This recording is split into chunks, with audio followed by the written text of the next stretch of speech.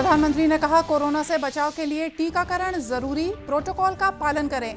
बढ़ते संक्रमण को देखते हुए सभी मुख्यमंत्रियों से की बात।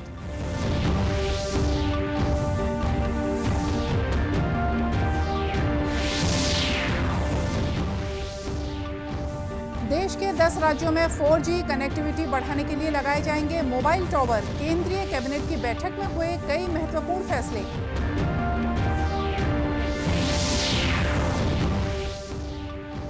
मुख्यमंत्री ने कहा, जमीन सीमांकन के मामलों का 31 मई तक निपटारा करें। राजस्व विभाग की समीक्षा बैठक में दिए कई निर्देश।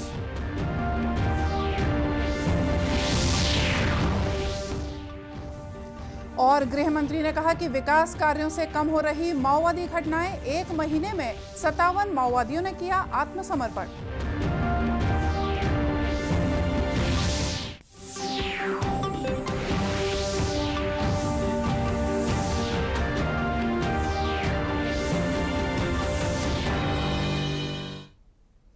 नमस्कार, आप देख रहे हैं दूरदर्शन समाचार। मैं हूं मोनिका शर्मा और आइए अब देखते हैं समाचार विस्तार से।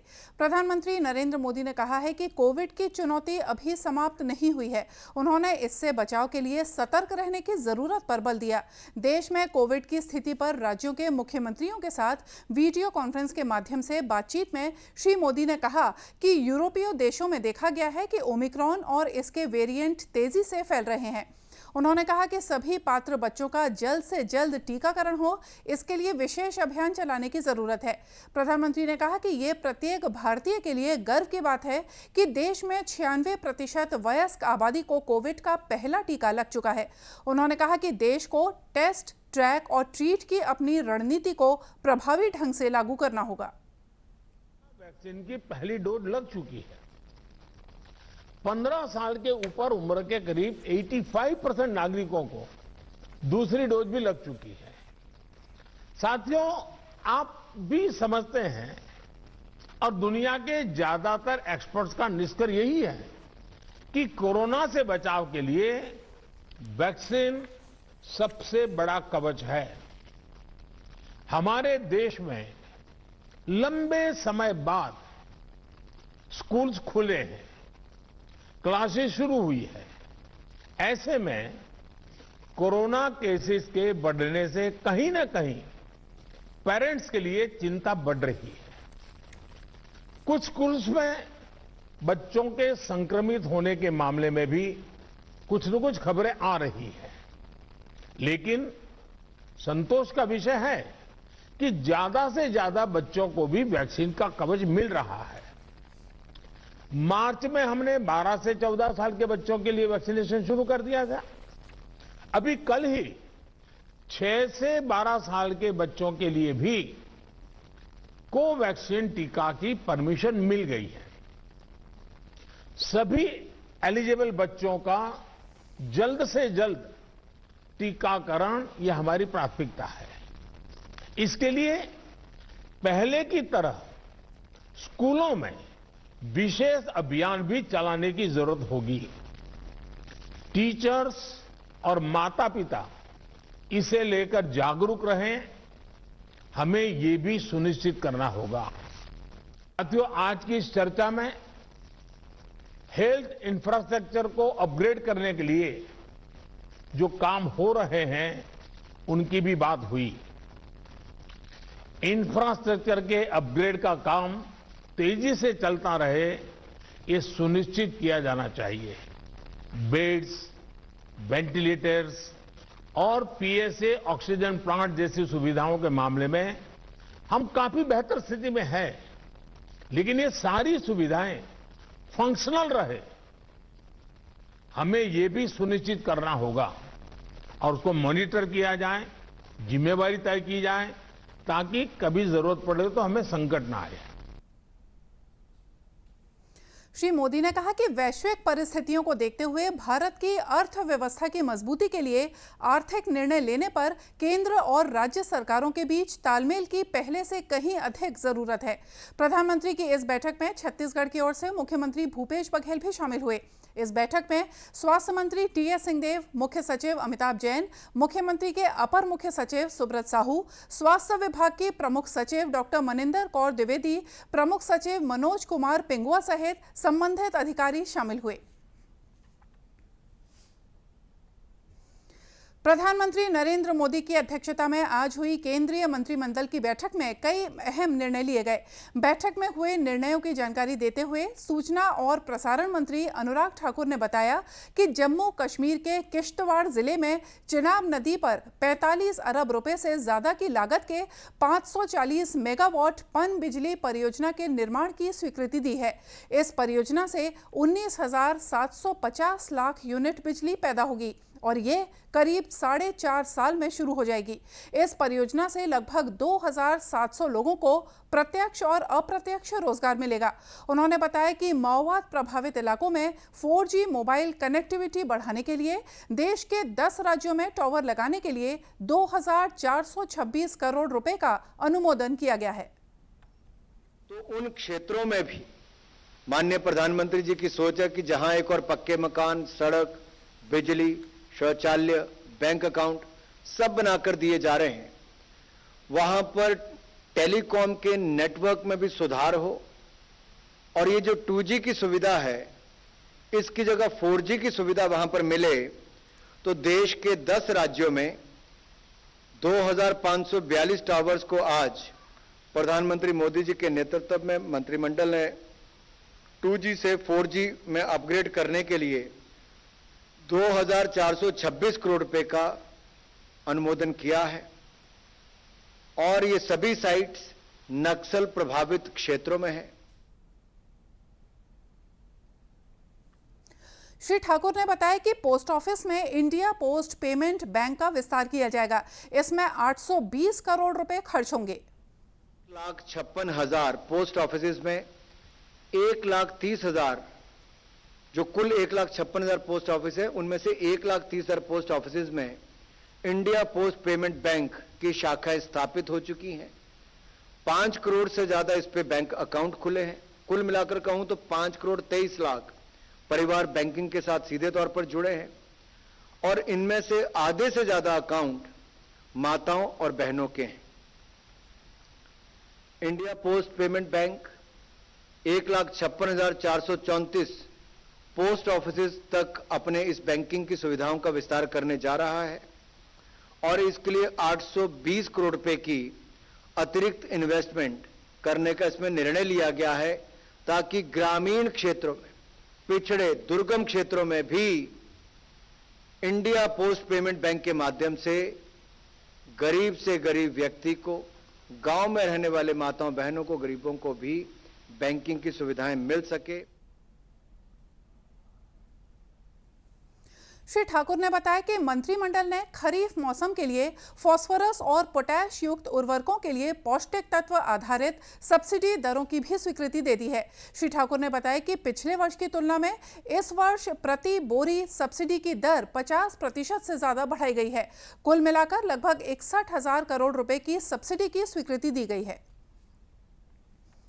मुख्यमंत्री भूपेश बघेल ने मंगलवार को राजस्व विभाग के कार्यों की समीक्षा के दौरान अविवादित नामांतरण और बंटवारे के लंबित राजस्व प्रकरणों के शीघ्र निराकरण के निर्देश दिए हैं। उन्होंने कहा कि जमीन के सीमांकन संबंधित प्रकरणों का 31 मई तक निपटारा करें। साथ ही भू अभिलेखों के दुरुस्तीकरण संबंधित मामले अभियान चलाकर 2 महीने में निराकृत करें। उन्होंने पटवारियों की मुख्यालय पर उपस्थिति सुनिश्चित करने और तहसीलों में रिक्त पदों की भर्ती जल्द करने के निर्देश दिए हैं। समीक्षा बैठक के दौरान अधिकारियों ने राजस्व प्रकरणों के निराकरण और राजस्व विभाग की विभिन्न योजनाओं की जानकारी दी। मुख्यमंत्री ने कहा कि राजीव गांधी ग्रामीण भूमिहीन कृषि मजदूर न्याय योजना देश में अपने आप में एक अनूठी योजना है, जिसमें भूमिहीन श्रमिकों को सालाना 7,000 रुपए की सहायता दी जा रही है। जिन हितग्राहियों को राशि दी जा रही है उन्हें राशि मिलने से पहले ग्राम पंचायत स्तर पर सूचना दी जाए और हर किश्त के भुगतान के समय लिखित सूचना भी दी जाए। बैठक में जानकारी दी गई कि संभाग के कमिश्नर ग्रामीण क्षेत्रों का दौरा कर रहे हैं और ग्रामीणों से मुलाकात कर राजस्व प्रकरणों के संबंध में जानकारियां भी ले रहे हैं। मुख्यमंत्री ने राजस्व प्रकरणों के त्वरित निराकरण के लिए कमिश्नरों द्वारा किए जा रहे इस पहल की सराहना की। गृह मंत्री ताम्रध्वज साहू ने राज्य में उत्कृष्ट कार्य करने वाले 11 जाबाज पुलिस जवानों को सम्मानित किया। इस अवसर पर उन्होंने कहा कि पुलिस को ईमानदारी से अपना काम करना चाहिए ताकि आम जनता में उनके प्रति सम्मान दिखे और अपराधियों के मन में पुलिस का भय हो। श्री साहू ने कहा कि राज्य में सड़कों के विकास से पर्यटन का दायरा बढ़ रहा है। माओवाद प्रभावित जिलों में विकास के लिए स्कूल, स्टील के पुल और बिजली इत्यादि मूलभूत कार्य संपन्न किए जा रहे हैं, जिसके फलस्वरूप माओवादी घटनाओं में लगातार कमी आई है। बताया गया है कि छत्तीसगढ़ पुलिस और अर्धसैनिक बलों की संयुक्त कार्रवाई में मार्च के महीने में 57 माओवादियों ने आत्मसमर्पण किया और 37 माओवादियों की गिरफ्तारी की गई है। मार्च के महीने में अलग अलग मुठभेड़ में 4 माओवादियों की मौत भी हुई है। पुलिस विभाग से मिली जानकारी के अनुसार दंतेवाड़ा, बीजापुर और सुकमा जिले के जंगल और पहाड़ियों में पुलिस और अर्धसैनिक बलों के द्वारा लगातार गश्त और सर्चिंग का कार्य किया जा रहा है। बैकुंठपुर जिला अस्पताल मुस्कान कैंप के माध्यम से बच्चों के चेहरे पर मुस्कान ला रहा है। इस कैंप के माध्यम से स्वास्थ्य विभाग की टीम कटे होठ, तालू, क्लब फुट और अन्य समस्याओं से पीड़ित बच्चों का इलाज कर रही है। कोरिया जिले के कलेक्टर कुलदीप शर्मा के मार्गदर्शन में जिला अस्पताल बैकुंठपुर में पहली बार इस तरह के कैंप का आयोजन किया गया है।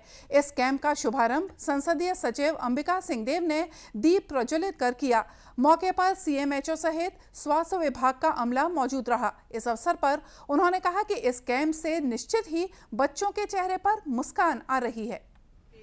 जिनका इलाज हो रहा है, इसके हफ्ते भर बाद इन सबको कांटेक्ट करके उनको कितना इससे लाभ मिला, क्या लाभ मिला, अब क्या स्थिति है, डॉक्टर्स इसको ऑपरेशन के बाद, यहाँ पे ट्रीटमेंट के बाद किस तरह से फॉलो अप किए हैं, इसका एक फीडबैक हम भी लेंगे।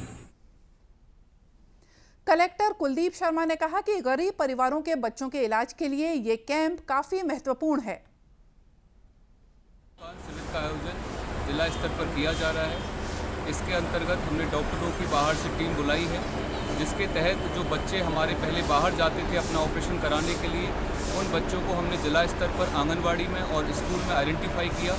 ऐसे बच्चे जिनको क्लब फुट की समस्या थी या कटे फटे होठ की समस्या थी, उन बच्चों की स्क्रीनिंग की गई और आज इनका ऑपरेशन यहीं पर किया जाएगा, जिससे जो लोग हैं उनके परिवार के लोगों से बात करने पे मैंने देखा कि काफ़ी खुश हैं कि उनका इलाज बच्चों का यहीं पे हो जाएगा। तो एक तरीके से जो बात है मुस्कान की, न केवल बच्चों के चेहरे पे आएगी बल्कि उनके पेरेंट्स के चेहरे पे आएगी। मुस्कान कैंप का आयोजन स्वास्थ्य विभाग, महिला बाल विभाग और शिक्षा विभाग के समन्वय से किया गया था।